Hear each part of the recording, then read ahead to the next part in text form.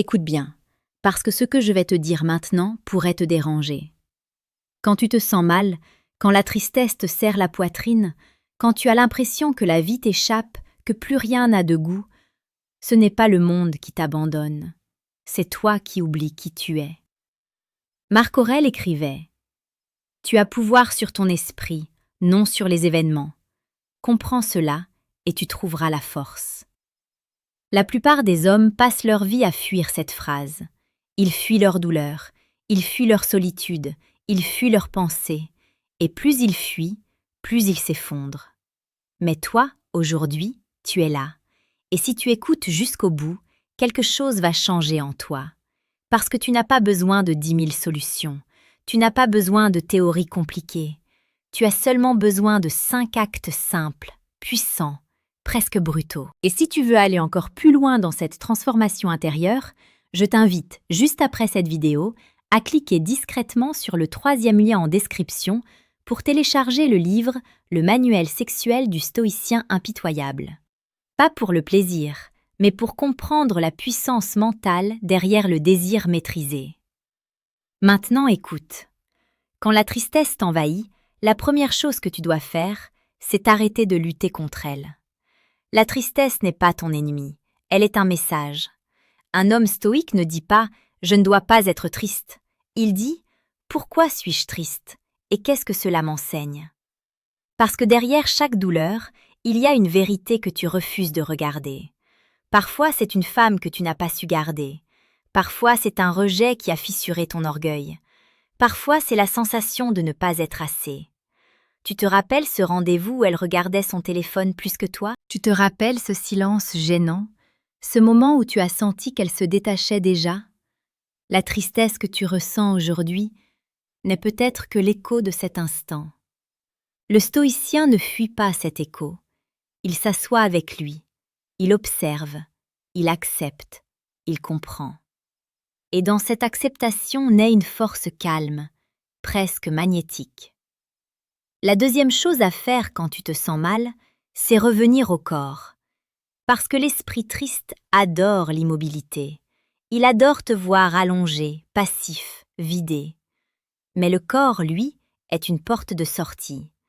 Quand tu marches longtemps, quand tu respires profondément, quand tu regardes le ciel sans distraction, quelque chose se réaligne. Les anciens stoïciens marchaient des heures pour discipliner leurs pensées. Aujourd'hui, les hommes scrollent, et ils s'étonnent d'être malheureux. Souviens-toi d'un moment simple. Tu marches dans la rue, tu croises une femme, vos regards se rencontrent, rien n'est dit, mais tout passe.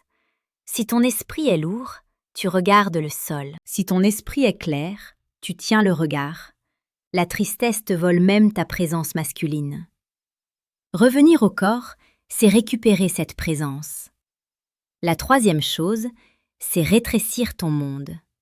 Quand tu es triste, tu penses à toute ta vie, ton passé, tes échecs, tes regrets amoureux, tes opportunités perdues. C'est trop lourd. Épictète enseignait « Ne demande pas que les choses arrivent comme tu veux, mais veux qu'elles arrivent comme elles arrivent. » Concentre-toi seulement sur aujourd'hui, pas ta vie entière, pas ton avenir sentimental, pas la femme que tu n'as plus, seulement aujourd'hui. Aujourd'hui tu te lèves, aujourd'hui tu manges proprement, aujourd'hui tu fais une action digne. C'est ainsi que la tristesse recule, pas avec des miracles, mais avec de la constance. Et si ces principes résonnent déjà en toi, prends un instant pour t'abonner à la chaîne Force Stoïque. Chaque jour, nous explorons la séduction la plus précieuse, celle qui commence par la maîtrise de soi, parce qu'un homme qui se maîtrise attire sans courir. La quatrième chose que tu dois faire, c'est transformer la douleur en valeur. La tristesse te rend profond si tu l'utilises. Beaucoup d'hommes deviennent intéressants après une rupture. Pourquoi ? Parce qu'ils lisent, ils réfléchissent, ils comprennent les dynamiques humaines. Ils réalisent pourquoi certaines femmes partent, pourquoi d'autres restent, pourquoi le silence peut être plus puissant que 1000 messages. La psychologie de l'attirance naît souvent dans la perte. Quand tu as perdu une femme que tu aimais, tu comprends enfin la valeur de ta présence, de ton leadership, de ton calme émotionnel. La tristesse devient alors une école dure, mais précieuse. Et si tu veux approfondir cette dimension psychologique et magnétique, tu peux cliquer discrètement sur le deuxième lien en description pour télécharger le Manuel brutal du séducteur stoïque.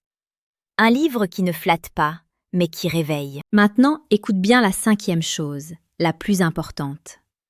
Quand tu te sens triste, crée quand même de la beauté.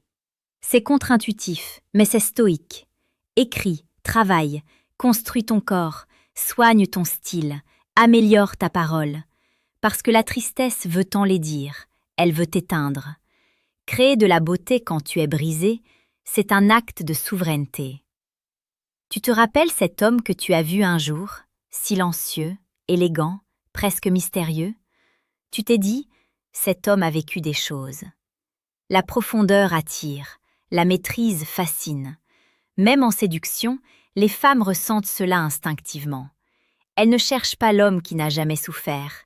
Elles cherchent celui qui a souffert, mais qui s'est sculpté à travers cette souffrance. C'est là que naît l'aura stoïque.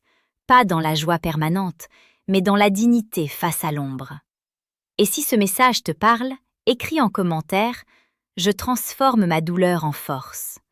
Je lis chaque mot. Et ta déclaration est déjà un premier pas. N'oublie jamais ceci. La tristesse n'est pas une fin, c'est un passage. Sénèque disait « Le feu éprouve l'or, le malheur éprouve les hommes forts ».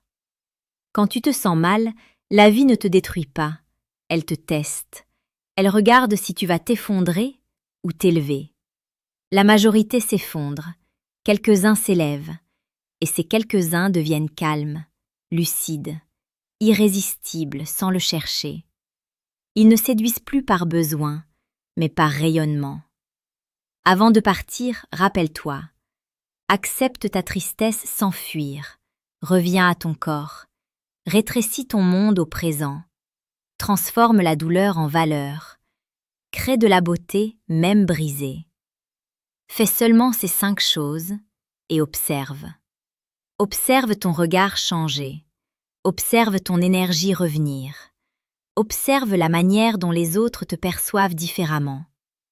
Parce que la vraie force stoïque n'est pas de ne rien ressentir, c'est de ressentir profondément sans jamais perdre ta direction. Abonne-toi à Force Stoïque si tu veux marcher ce chemin avec nous.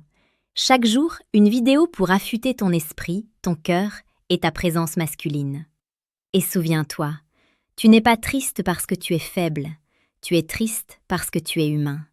Mais ce que tu fais de cette tristesse déterminera si tu restes ordinaire ou si tu deviens inébranlable. Mais laisse-moi t'emmener encore plus loin. Parce que comprendre ces 5 choses, ce n'est que le seuil. Le véritable travail commence quand la nuit tombe, quand le silence s'installe, quand tu es seul face à toi-même. C'est là que la tristesse parle le plus fort, pas devant les autres, pas au travail, pas dans le bruit. Non. Elle parle quand tu regardes le plafond, quand tu repenses au visage, aux promesses, aux occasions manquées, aux messages que tu n'as jamais reçus. Et à cet instant précis, la majorité des hommes commettent une erreur fatale. Ils cherchent une distraction émotionnelle immédiate. Ils écrivent à une ex, ils appellent une femme qui ne les respecte pas, ils quémandent une présence, juste pour ne pas ressentir le vide. Mais le stoïcien fait l'inverse. Il reste assis dans le silence comme un roi sur son trône intérieur. Pourquoi? Parce qu'il sait que supplier une présence détruit sa valeur plus vite que la solitude. Souviens-toi de cette scène. Tu envoies un message tard dans la nuit. Elle répond froidement, ou pire, elle ne répond pas. À cet instant, ta tristesse double, pas parce qu'elle t'ignore, mais parce que tu t'es trahi toi-même.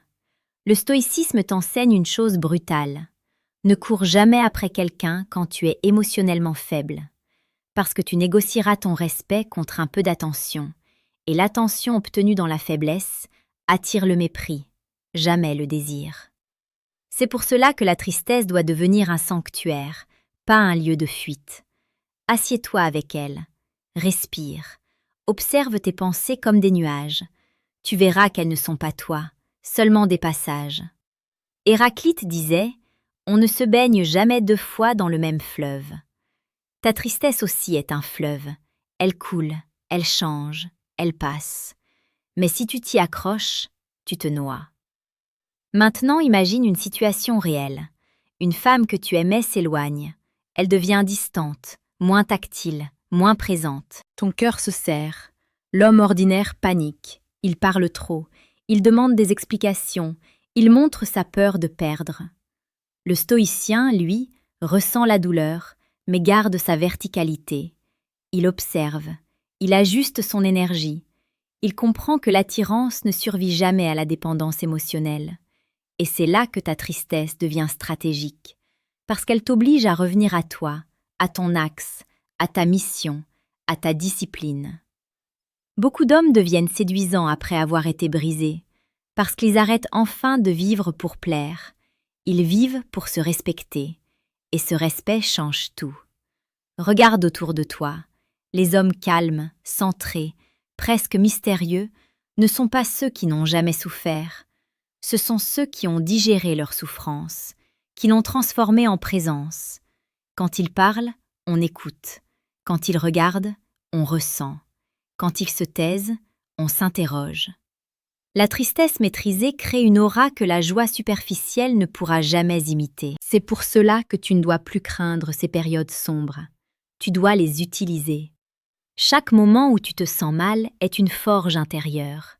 Soit tu t'y ramollis, soit tu t'y renforces. Et laisse-moi être honnête avec toi. La vie sentimentale d'un homme n'est jamais stable. Même l'homme le plus attirant, le plus discipliné, connaîtra des silences, des pertes, des séparations.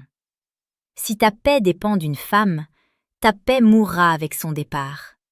Le stoïcisme t'apprend à aimer sans t'abandonner, à désirer sans t'attacher à l'issue, à offrir sans mendier en retour.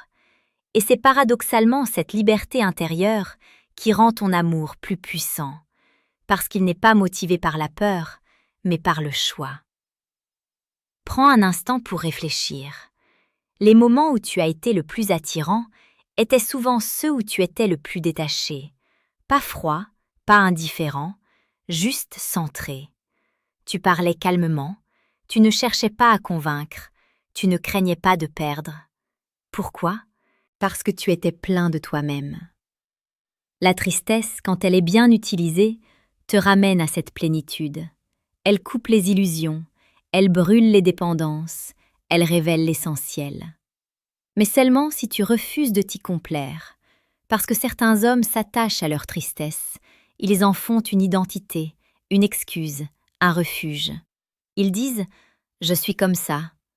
Non, tu traverses un état, tu n'es pas cet état. Marc Aurèle écrivait encore « L'âme se colore des pensées qu'elle contemple. Si tu contemples uniquement la perte, tu deviens perte. Si tu contemples la reconstruction, tu deviens puissance. » Alors quand la tristesse revient, et elle reviendra, rappelle-toi ceci. Ne parle pas trop, ne cours pas après du réconfort facile, ne cherche pas à être sauvé. Redresse-toi intérieurement, respire lentement, regarde ta vie avec lucidité et demande-toi quelle version de moi cette douleur essaie-t-elle de créer ? Parce que chaque peine contient une invitation. Invitation à devenir plus calme, plus sélectif, plus profond, plus dangereux émotionnellement, dans le bon sens. Un homme qui ne se disperse plus, un homme qui choisit au lieu de subir. Et c'est là que quelque chose de magnifique se produit. La tristesse cesse d'assombrir ton regard, elle le rend perçant. Elle cesse de ralentir ta marche, elle la rend déterminée. Elle cesse de fermer ton cœur, elle le rend précieux. Parce que tu n'offres plus ton énergie à n'importe qui, tu deviens rare, et la rareté attire. Avant de fermer cette vidéo, prends quelques secondes, pas pour moi, pour toi. Repense à ta dernière tristesse, pas pour souffrir à nouveau, mais pour comprendre. Qu'a-t-elle essayé de t'apprendre ? Quelle illusion a-t-elle brisée ? Quelle force a-t-elle réveillée que tu ignorais ? Et maintenant, pose-toi cette dernière question. La prochaine fois que la tristesse viendra, vas-tu fuir? Ou vas-tu t'asseoir face à elle comme un homme stoïque, calme, digne, inébranlable?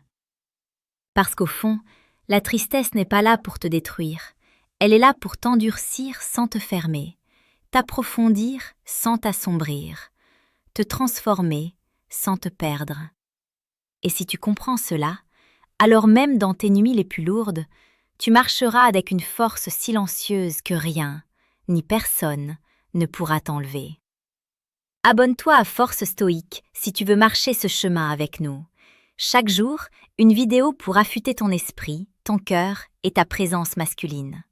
Et souviens-toi, tu n'es pas triste parce que tu es faible, tu es triste parce que tu es humain. Mais ce que tu fais de cette tristesse déterminera si tu restes ordinaire ou si tu deviens inébranlable.